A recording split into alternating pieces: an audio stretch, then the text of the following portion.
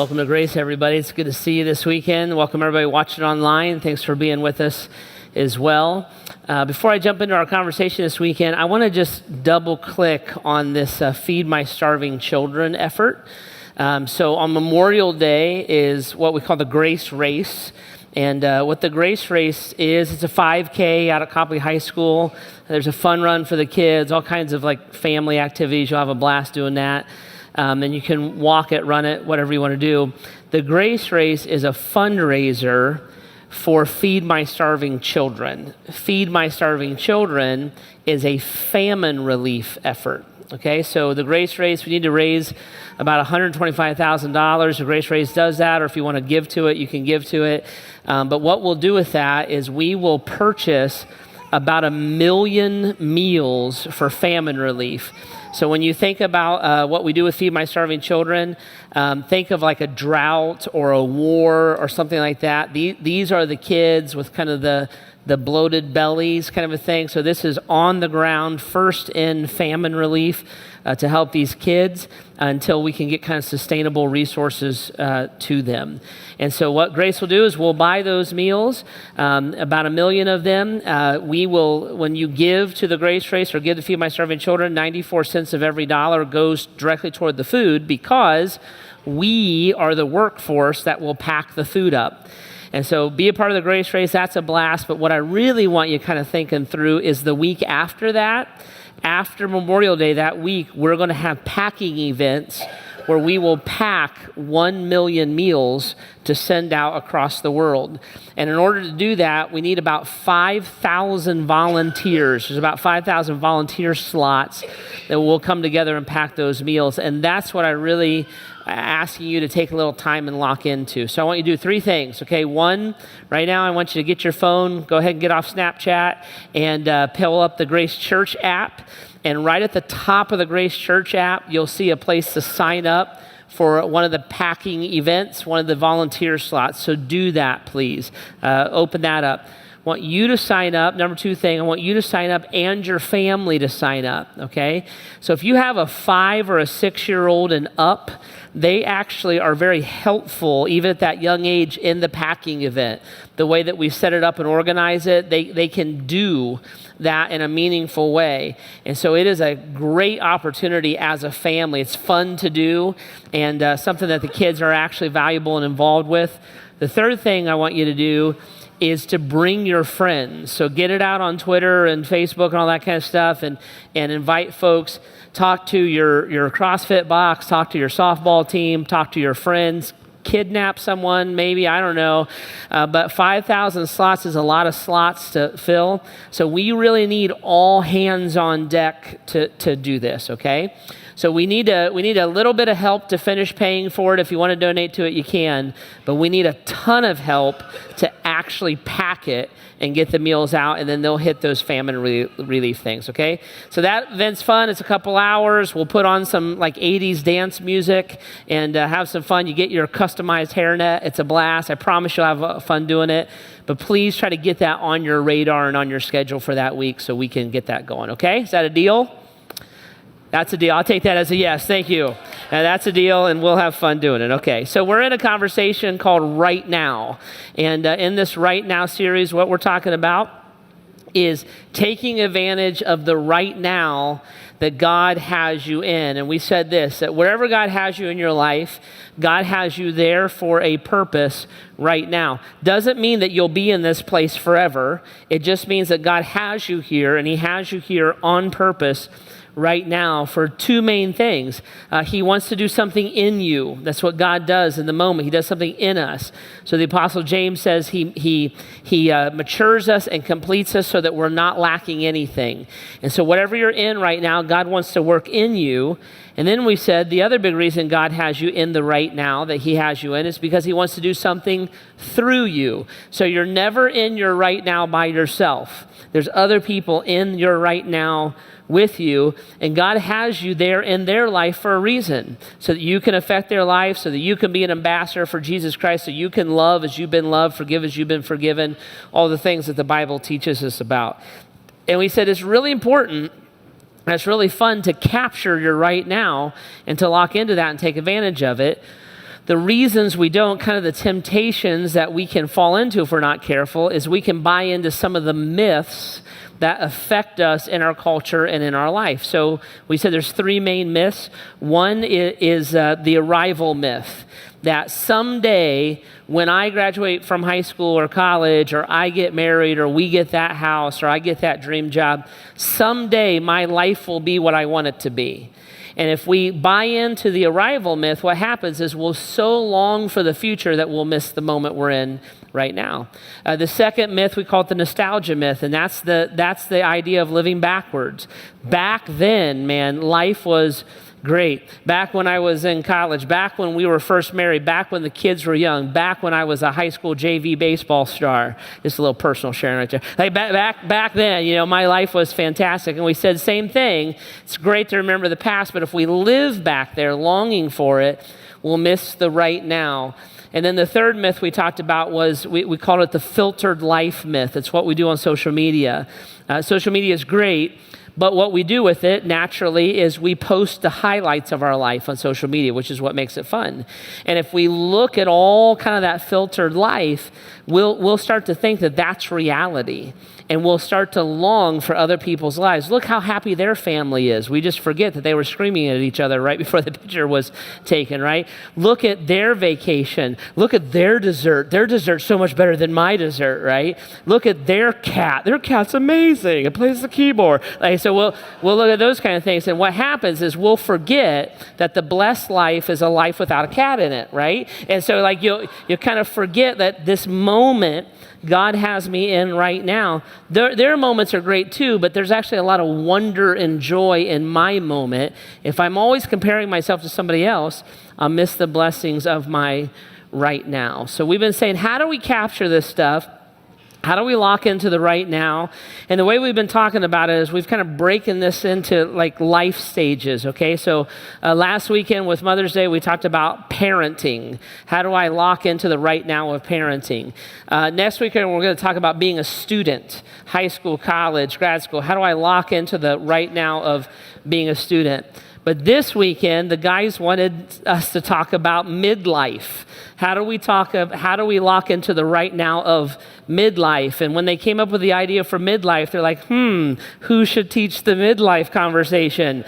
Jeff, you're in midlife, and actually I'm not. I'm past midlife. Bogues don't live real long, so I better get this out while I'm still around to do it, right? So how do we lock into the right now of midlife? Now, this is the way you want to kind of interact with this. Most of us aren't at midlife. Most people here at Grace Church are too young to be at midlife. Some of us are past midlife.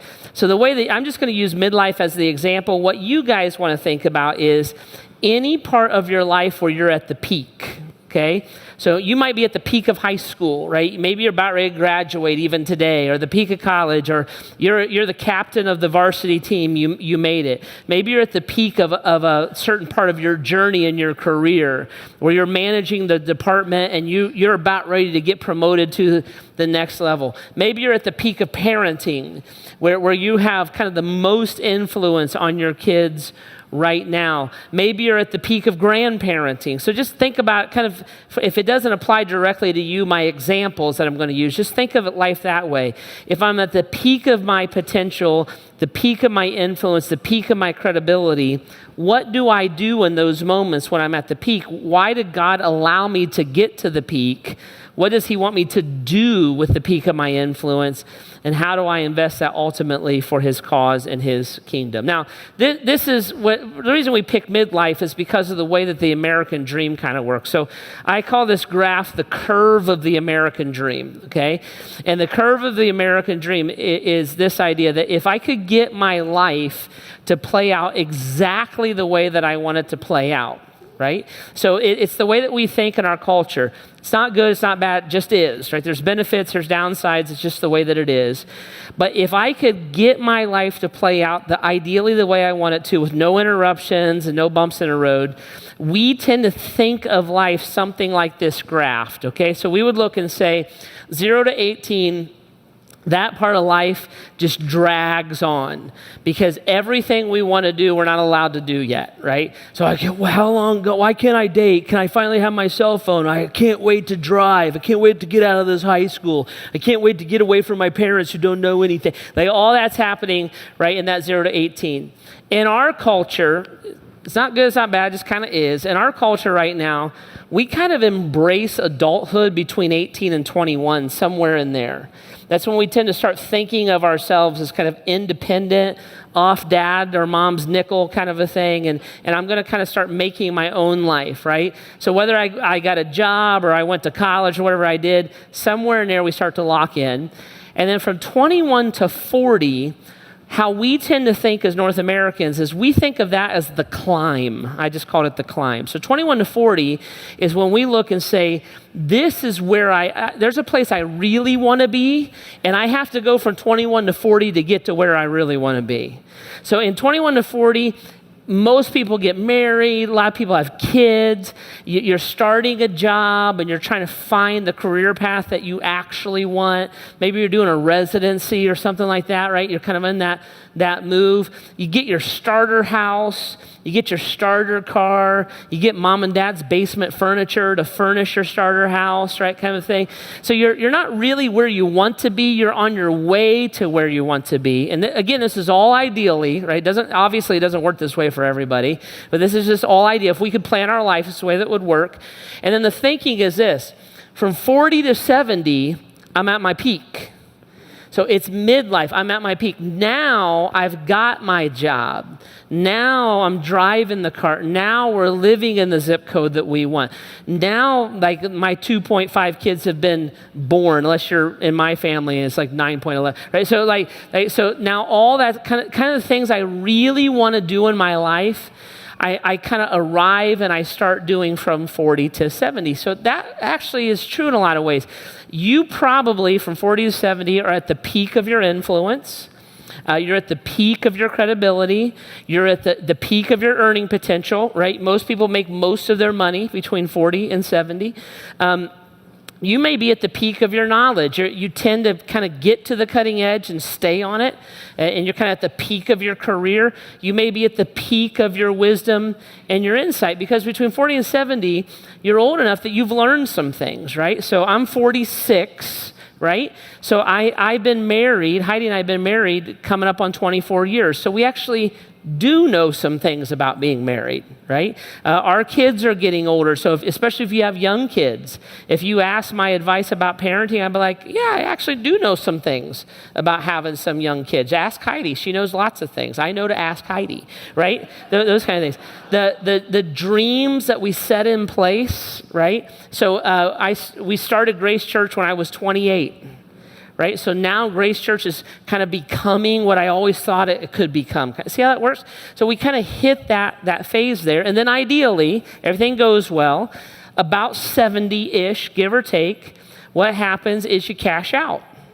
And then you go on vacation for the rest of your life. That's kind of the American dream. So you take all that money that you made and you try to invest it and blah, blah, blah. And then you hit 70 and you coast. You get out of your career. You might downsize the house, whatever you want to do. But the thought is, I want to prepare life so that I can do whatever I want to do in life for the rest of my life. Now that's all ideal, because that all can be broken up with anything, right? A divorce, a death, a sickness, a downturn in the economy, all kinds of things can happen. But if we were able to plan our lives exactly the way that we want to plan our lives, it would look something like that. Now, in that 40 to 70 range, if you said, okay, that's kind of where our culture would say to go, which is fine, by the way, it's a fine thing. Then the second question we would ask is this: what would our culture teach us to do with our peak? And generally, what our culture would teach us to do is they would teach us to use our peak for ourselves. So I'm peaking, and I have the most credibility, the most money, the most influence, and I'm going to use that for myself. I'm going to feel good about myself. I'm going to get other people to do what I want them to do because I'm in charge now. I'm going to make the most money I ever make, so I'm going to buy what I want, which are generally newer versions of what I already have. So I'm going to buy the hood ornament I actually want. I'm going to buy the house, instead of our starter house, we're going to get the house we actually want, right? Instead of my 30-inch TV, I'm going to get my 75-inch TV, Vizio, Sam's Club, about $3,000. Pastor Appreciation Month's coming up. Saying if we all pulled our resources right now. See, but you look and you're like, hey, I make enough money. I'd like to have that now. I'd like to have that boat. I'd like to take that vacation. Now, there's nothing wrong with it. Don't hear me wrong. None of that's just a sin. It's just the way that we're taught to think. I hit my peak so that I can use my peak on myself. Well, as a Christ follower with the mind of Christ, I would want to sit down and say, okay, is that why God brought me to my peak? Did God make me captain of the high school football team so I could be a jerk about it? Or would he want me to do something else with it? Did God give me the highest degree of influence and control I'm going to have over my kids so that I can control them? Or would he have me invest that differently? How do I invest my peak? And how do I take what God has given me and use it for the Lord and his cause? How do I invest midlife, not just move through it, not just take from it? How do I utilize it for Christ and his cause? And that's what I want to walk us through a little bit this weekend and help us to see what God may want us to do at our peak and how he may want us to think for eternity and invest in him. Okay, so I want to show you this. If you have a Bible, grab them, open them up to 1 Chronicles chapter 22. And if you don't have a Bible, there's some there in the chairs. You can have one of those. It's page 292 in those Bibles, or everything's on the app. If you want to use the app, you'll find all the verses there. 1 Chronicles chapter 22. And what I want to do is I want to introduce you to a guy named David. So this is King David. So King David is top 3 biggest deals in the Old Testament, right? He's a big person in the Old Testament. This is the same David of David and Goliath fame, if you know that story, where the teenager goes and kills the giant, saves the country. That's David. So King David has gone on this amazing life. He's a human being, so he's done great. He's blown it in big ways. He really nailed it with some of his kids. Some of his kids malfunctioned on him. He just lives kind of this human story. But at the end of his life, at his peak, God does say, this is a man after my own heart. So this is David at his peak. And at the peak of his life, David has achieved kind of everything that he dreamed of achieving. So he has defeated all of his enemies. So Israel, the country that David rules, is now the superpower of its region. He has enormous wealth. He can do anything with his money that he wants to do with it. Enormous power, enormous influence, enormous wisdom, enormous credibility, and a great relationship with God. So like David won life, and he's at the peak of all those things, okay? At the peak of his life, he looks at God and he says, hey, God, in essence, I've achieved all this kind of stuff. Most of it's earthly. I want to do something eternal and significant for you. God, what I want to do is I want to build a temple for you. And in the Old Testament, before Jesus came, the way that people interacted with God was they would go to the temple. And the temple was the place where the Spirit of God or the presence of God would reside. And the priest would offer sacrifices and all these kind of things. So David looks and says, God, I want to build a house of the Lord, a house of God where your presence is going to be. And I want to take all of the wealth and the power and the influence that I have and give it for those purposes. God looked at David and said, David, I love your dream, but you're not going to do it. You've shed too much blood. You've been a warrior your whole life. I don't want my name associated with a warrior. What I'm going to do is I'm going to allow your son, Solomon, to build this temple. And David, what I want you to do is I want you to take the influence, the credibility, the power that you have at your peak, and I want you to tee up your son to do this great thing for me, for my name and my cause and for my glory. And I want to show you how David did this, and we'll draw some principles out of it for us here this weekend, okay? So 1 Chronicles chapter 22, starting in verse 5, you see David kind of tee all this up. David said, my son Solomon is young and inexperienced, and the house to be built for the Lord should be of great magnificence and fame and splendor in the sight of all the nations.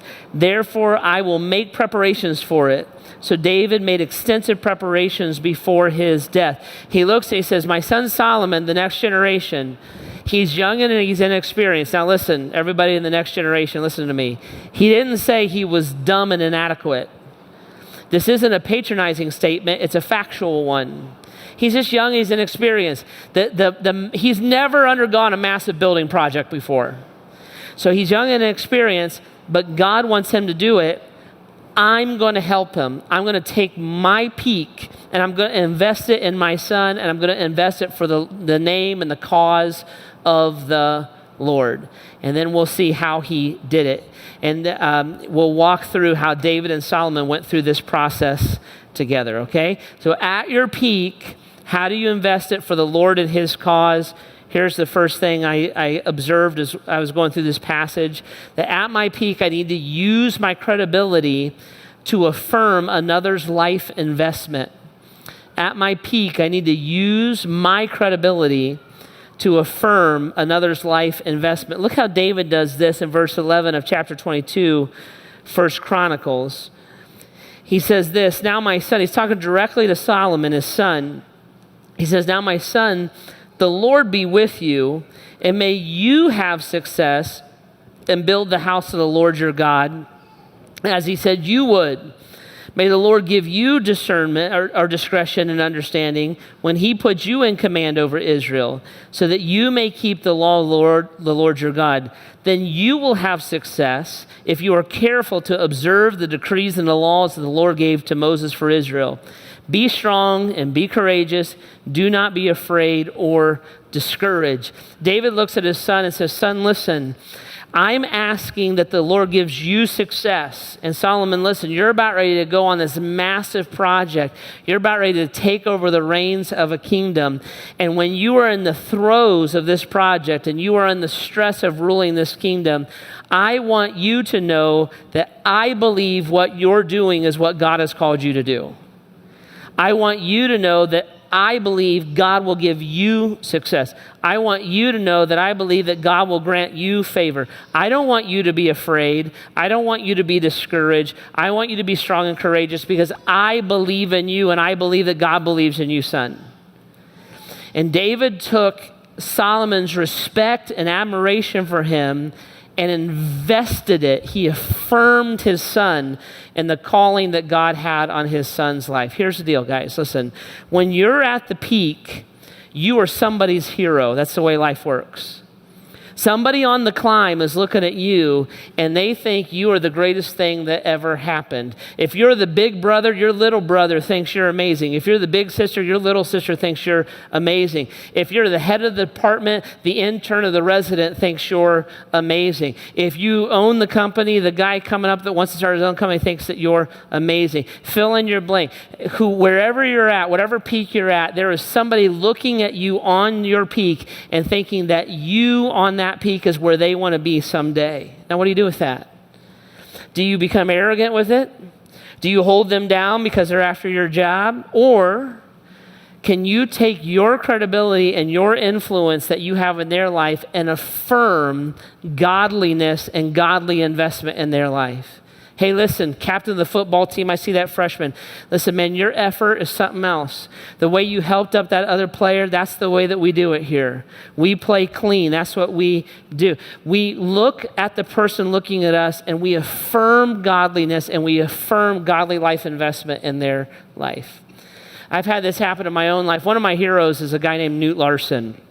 And Newt Larson was a big-time pastor here in Akron for a lot of years. And Newt was at his peak when I was on my climb. So I just thought Newt Larson was the greatest thing that ever happened on the hit. It was like Jesus and Newt Larson. Like, I just thought the world of Newt Larson. And so every time Newt Larson had a meeting, I go to the meeting. Every time Newt Larson invited me to do something, I would show up. I would get a letter. It'd be like, hey, friend, we're having a meeting. I'm like, Newt Larson, I'm his friend, right? I mean, that's the way I thought about Newt Larson. Every time I talked to Newt Larson, I remember everything Newt Larson said. Every time Newt Larson sent me a note, I kept the note. I still have them. I'm like, Newt Larson sent me a note. And every time he walked in the room, I was like, Newt Larson. I just thought he was like incredible. I just thought Newt Larson was the greatest thing ever, right?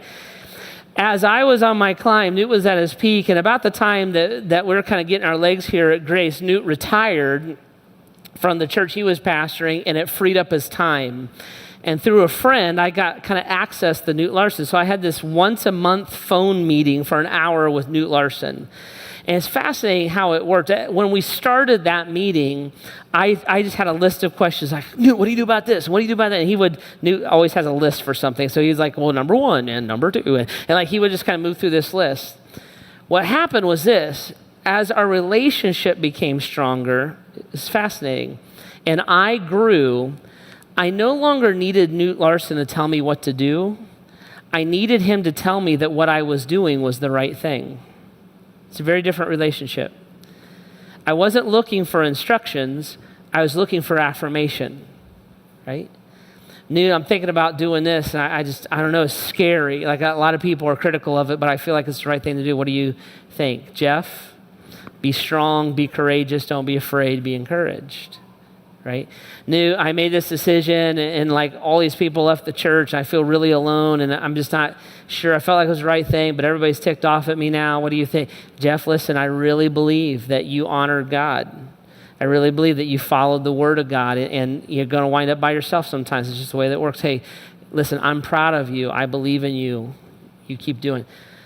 The affirmation that Newt gave me and the courage, see.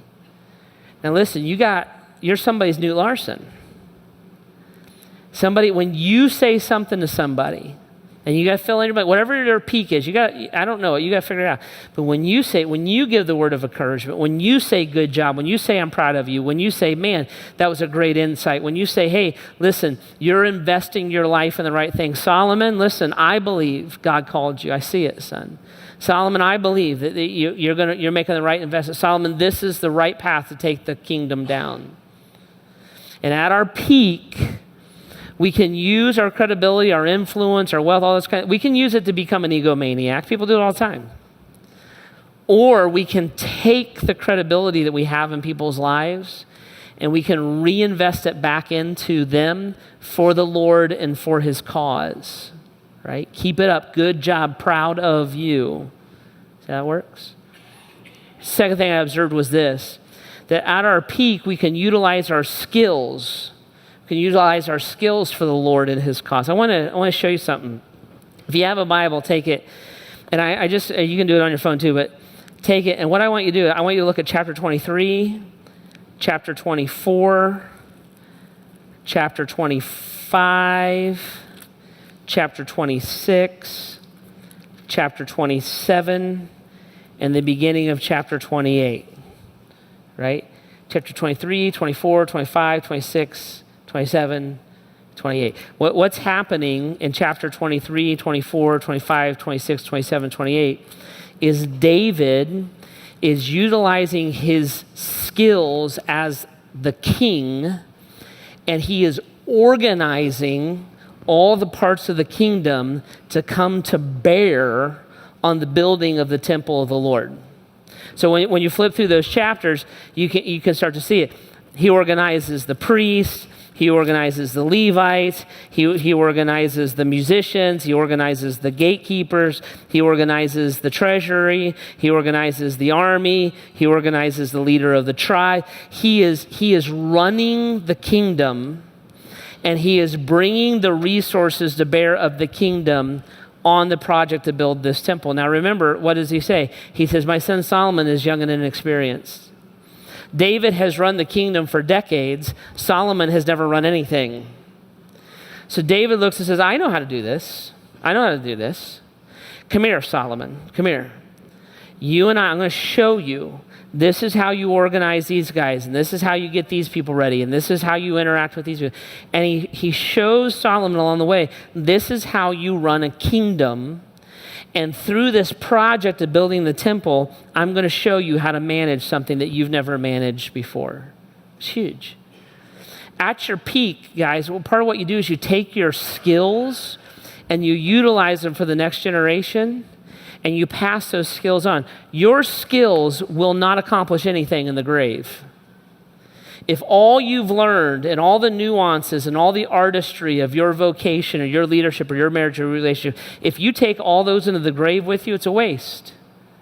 But if you pass those down from generation to generation and you utilize those for God and his kingdom, you will amplify the ministry or amplify the work of the next generation. So another hero of mine is a guy named Bob Combs.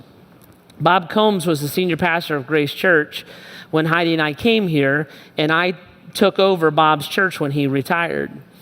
About 5 years before he retired, Bob called me into his office, and he said, "Hey, Jeff," he goes, "I'm 65. And he said, I want to go full blast. I want to retire when I'm 70. He said, will you stay with me 5 more years? I was like, "Bob, you can work till you're 90 and I'll stay with you. I'm not going anywhere." He said, "Great." He goes, that'll give us a window. And he goes, "I feel like my health and all the rest, I want to go full blast until I'm 70. I said, "Okay." He goes, "This is what I want you to do." He said, "In the next 5 years, Jeff, I want you to make every change you want to make at Grace Church. And then I want to take the blame for it and take all the hits for it. That way, when I retire, you won't have to change anything and everything can go on smoothly like nothing even happened." I was like, "I'm in on that. I'm in on you taking the blame, right? So I'm in on that." So what would happen was this. I would go to Bob. I'd say, "Bob, I think we need to make this change." He'd say, "Well, come on in, let's work on it." And we'd start working on it, and we would think it through together, and he would fill in the history, and he'd talk about this relationship, and this is the way you want to navigate this, and you want to communicate it this way.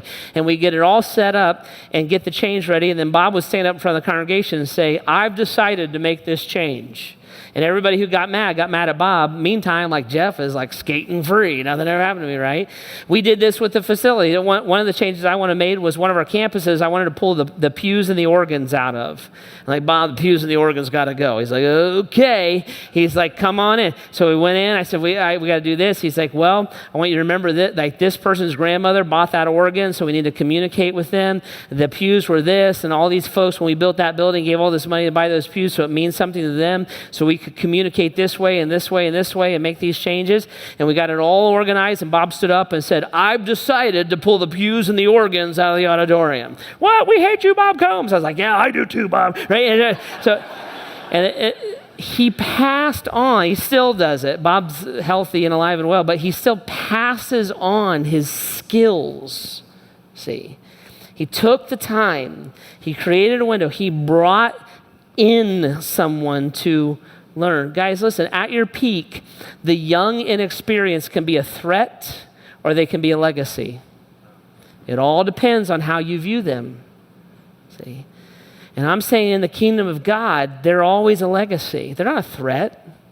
They're not a threat to us. They're the continuation of our life's work.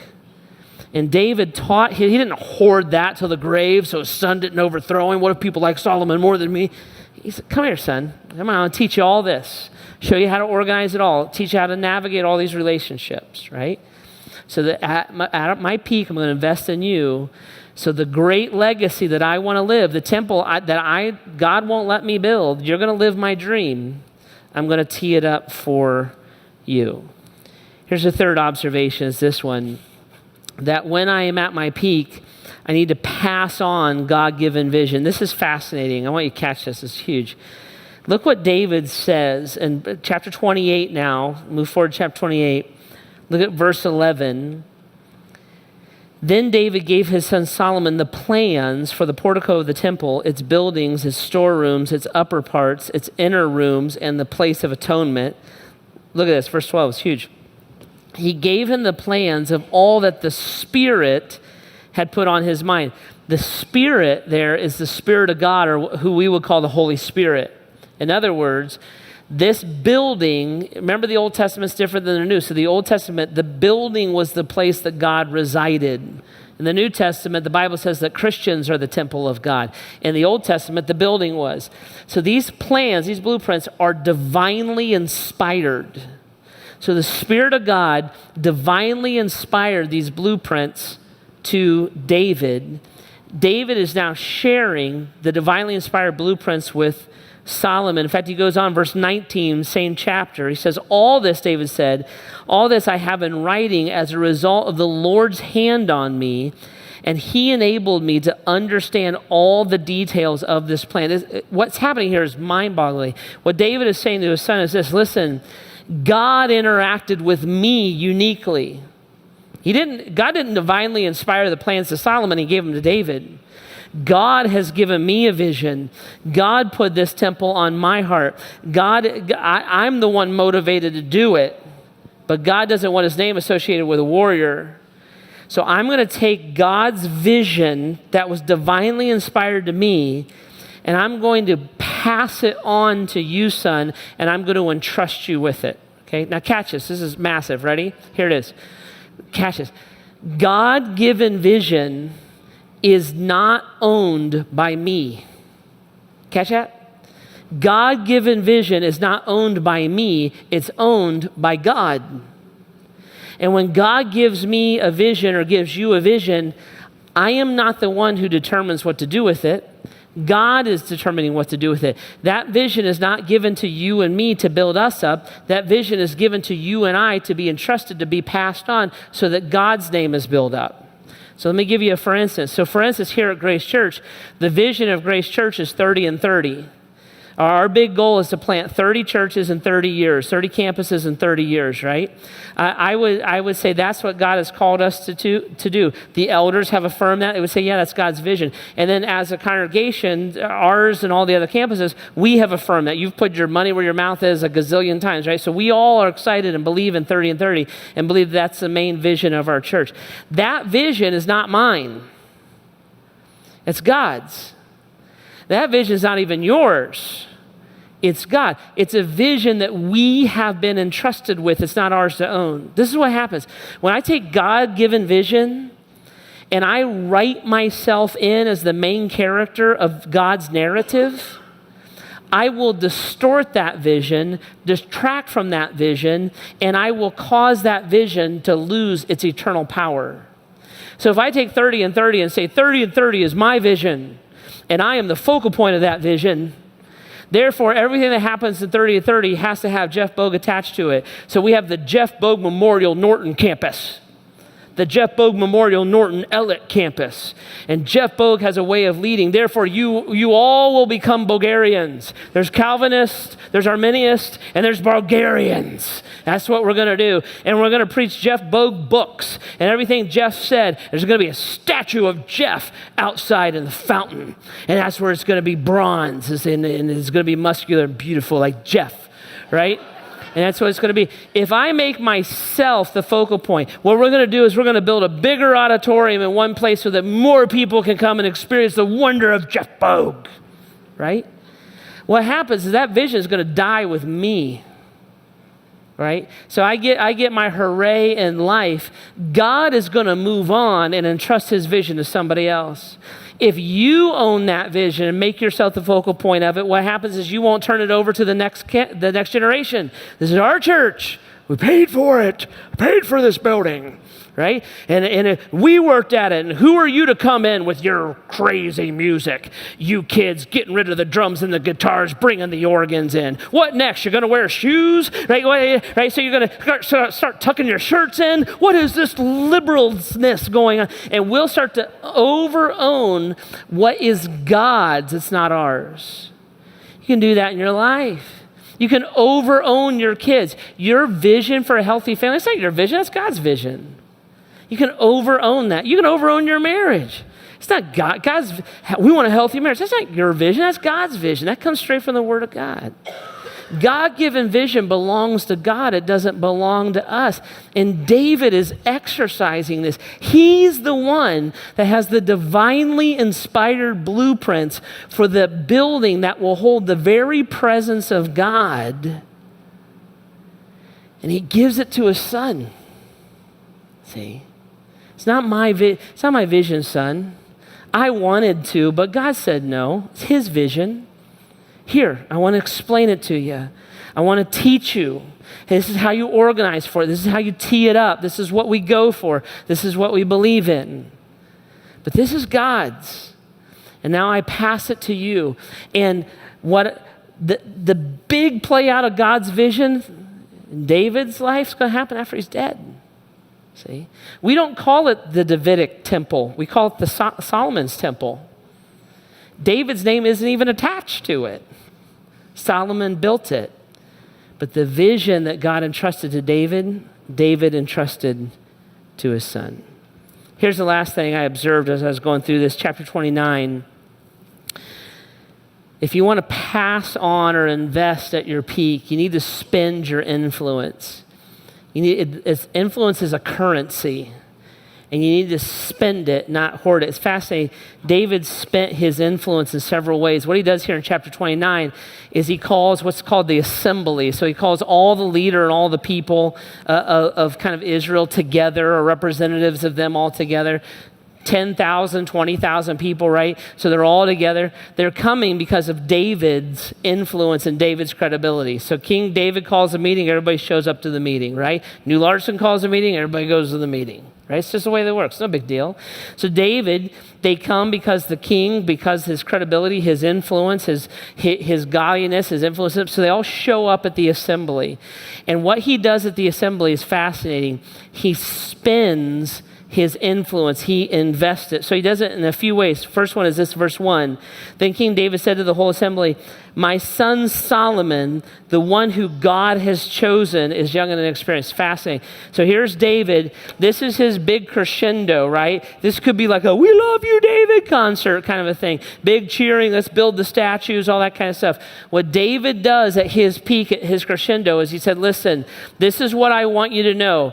You trust me, right? Right. You believe in me, right? Right. You know that God's worked through me, right? Right. I have influence on your life, right? Right. Listen, I want to tell you something. God has chosen Solomon. Everything that you would give to me, give it to him. The way that you would follow me, follow him. He's the one now. God's hand was on me. Thank you. I love you. God's hand's on this kid. He's young and inexperienced. Right, that's why we're going to help him. He's not dumb and inadequate. He's not incapable. He just doesn't have miles on him yet. But God's hand is on him. And I want to take my credibility and my trust and my influence, and I want you to transfer it to him. It's huge. Trust him now. Believe in him. He's going to make mistakes. Of course he is. No big deal. Don't criticize him. Help him. Right? But he's the one that's going to lead us forward. He's the one that's going to fulfill this dream. And instead of dying with all of his influence, he spent it on Solomon. Now he did it in a second way. Here it is. David then goes on. He talks about how I have organized the finances of the kingdom to be invested in the temple of God. This thing was unbelievable. If you ever want to be blown, or if you're an architecture student, read the makeup of the temple. It'll blow your mind. So he says, I've organized basically the treasury or the economy of Israel to do this. But then he did something else, right? He spent his influence. Verse 3, he does this. Besides all of the economy of Israel, besides that, in my devotion to the temple of the Lord, the temple of my God, I now give my personal treasure of gold and silver for the temple of my God over and above everything I have provided for this holy temple. He spends his money. I'm at the peak. I got more money than I'm ever going to make, right? I'm 46 years old. If I go till I'm 72 like I want to, if nothing interrupts that, I'm going to make more money in the next 25, 27 years of my life than I'm ever going to make at any other time in my life. David did too. He acquired all this wealth. And he looks at everybody and says, listen, trust my son. I am going all in with my son. So I arranged the finances of this, but I'm writing my personal check out to this project for God. Guys, this is huge. Why does God give you money at your peak? Why is that? Our culture would say, so you can do whatever you want to do, however you want to do it. And some of that's fine. It's no big deal.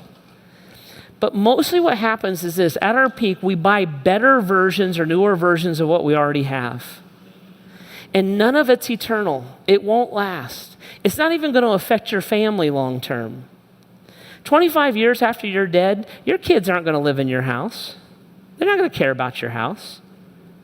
25 years after you're dead, your kids aren't going to drive your car. They're going to make fun of your car. They're going to look at Dad's car didn't even hover. Right? They're going to make fun of your car. They're going to think it's dumb. 25 years after you're dead, they're not going to watch your flat screen. They're going to think your flat screen's a piece of junk. Right? Why did God give you this money? The only physical structure that your kids might use 25 years after you're dead is the one you're sitting in right now. Other than that, they're going to move on with their own lives, right? So why does God give you the wealth he's given you? Why are you at the peak of your earning potential? David's setting an example, and he's looking and saying, guys, listen, I'm cashing in my credibility. God's chosen my son. And he says, I'm cashing in the bank. My money is going into that temple because that's eternal. That's magnificent. That's spectacular. That proclaims the glory and the fame and the name of my God. My son's going to steward that. I trust him. You should trust him. And I'm in with everything that I have. He spent his credibility. He spent his cash. And then this is fascinating. Ready? He spends his network of relationships. Look what happens next. Look at verse 6. Now, who is willing to consecrate themselves to the Lord today? Ready? Here it is. Then the leaders of the families, the officers of the tribes of Israel, the commanders of thousands and the commanders of hundreds, the officials in charge of the king's work gave willingly. They gave toward the work of the temple of God. This is fascinating. So David's at his peak, and he's buddies with a bunch of other people that are at their peak. Right? Because that's the way that happens. Kind of the generations come up together. Some of us have been friends a long time. We were all young, dumb, and poor together. And now we're all like middle-aged, right? So you come up together. So David is looking and saying, listen, not only am I giving my credibility to Solomon, I'm giving my cash to Solomon, I want my network to get behind what he's doing too. And so David leads the way. So the leaders of the families, the leaders of the tribes, the leaders of the army, the leaders of the king's work, let's all get behind what God's about ready to do.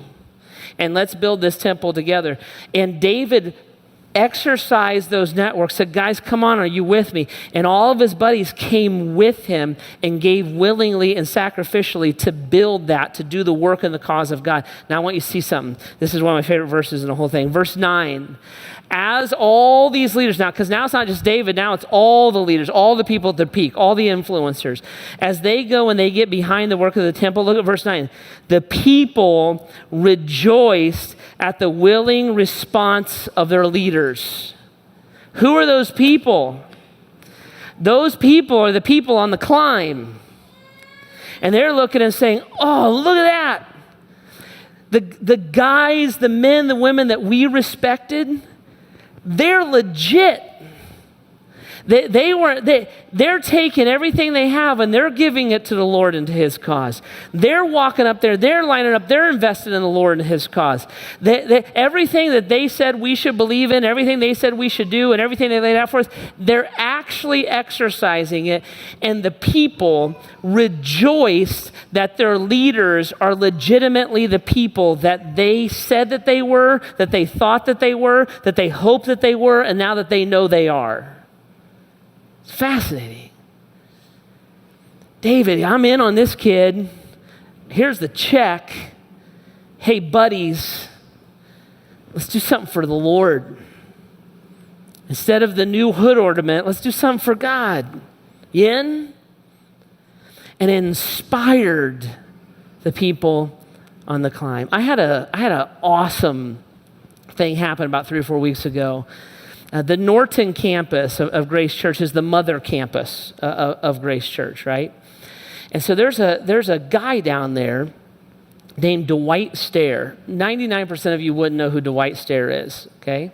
So Dwight Stair was a guy that was a layperson. He was an executive over at Firestone when their headquarters was still here in Akron, and just was a normal church person.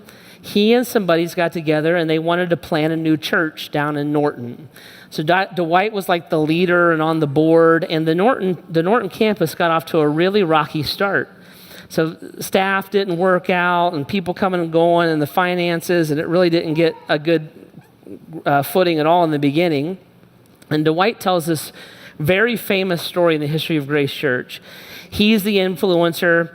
I bet you anything he was basically the budget down there, right? And they had all these frustrations, and he said, I decided that enough was enough. And I decided it was time to throw in the towel and just close down the Norton Church. Remember, Norton Church planted us and all of our other campuses ultimately, right?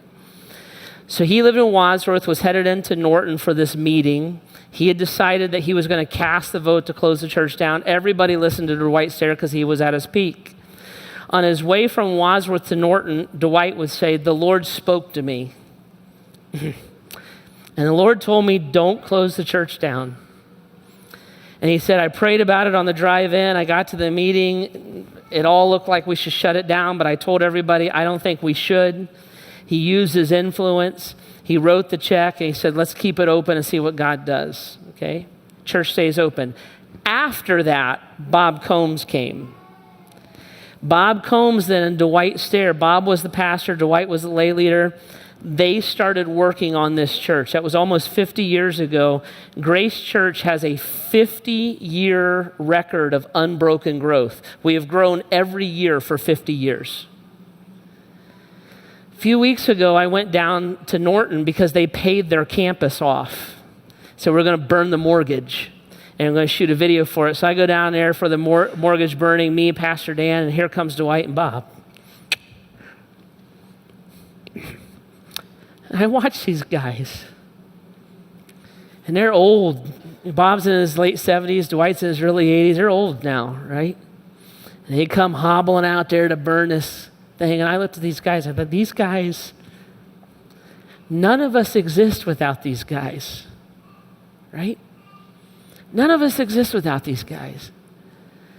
I looked at Dwight. I said, is this fun for you? He said, Jeff, he said, this is emotional for me. I said, Dwight, that day when you were driving down, did you ever think God would use you this way? He said, I never dreamed of it. It was right after Easter that we burned this mortgage. At Easter, Grace Church, we had a little over 10,000 people come to Grace Church. I said, Dwight, when you were ready to shut it down, did you ever think that we'd have 10,000 people come through Grace Church? I looked at those guys. I said, you guys, you're my heroes, right? You dreamt it up. You paid for it. You built it. Every building we built under their leadership. You organized it. We still run the financial systems Dwight Stair put in place 50 years ago. Our accountability, our integrity, those kind of things. That's all him. You built it. You turned it over, and now you paid it off. That is an incredible run. An incredible run. Here's the thing. You don't know who Dwight Stair is. And when he hears the recording of this conversation, he's going to kill me for telling you who Dwight Stair is. Why? This is not about Dwight Stair. It wasn't Dwight Stair's vision. It was God's vision. He invested in it. At his peak, I don't know how many hundreds of thousands of dollars Dwight and Bob have poured into this place to build buildings, right? We give, Heidi and I do, we give to these financial campaigns too. Like you look and say a lifetime of investment. But look what God has done. And there's no statues of Dwight Stair. There's never going to be one. There's no Bob Combs memorial, whatever, and there's never going to be one. Because it was for Christ and his cause. And literally tens of thousands of people know about Jesus. Because these guys at their peak, they kind of passed on the American dream. They didn't live miserable lives. They just drove used cars. And they built into the vision of God and the eternal I want to be like them when I grow up. I kind of want to be forgotten about, to be honest with you.